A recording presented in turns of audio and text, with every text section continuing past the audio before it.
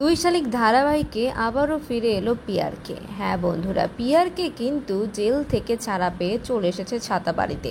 আর এবার কিন্তু নতুনভাবে খেলা জমবে। আর এদিকে গৌরব কিন্তু এখানে রেবেকাকে তার ঝিলিক ভেবে আস্তে আস্তে রেবেকার সঙ্গে একটা প্রেমের সম্পর্কে যুক্ত হয়ে যাবে। হ্যাঁ বন্ধুরা, গৌরব কোনোভাবেই মানতে পারছে না যে আখি আর ঝিলিকের বাইরেও অন্য কারো চেহারার এতটা মিল থাকতে পারে। রেবেকা এখানে তাকে বলে, আমি তো তাদেরকে চিনি না, আর তাদের সঙ্গে আমার চেহারার এত মিল সেটা আমি কি করে বলবো।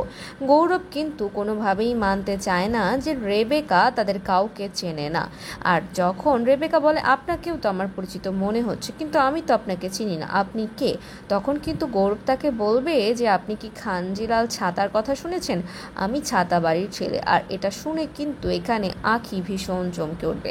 আখির স্মৃতি কিন্তু খুব শীঘ্রই ফিরতে চলেছে। হ্যাঁ বন্ধুরা, তোমরা কতটুকু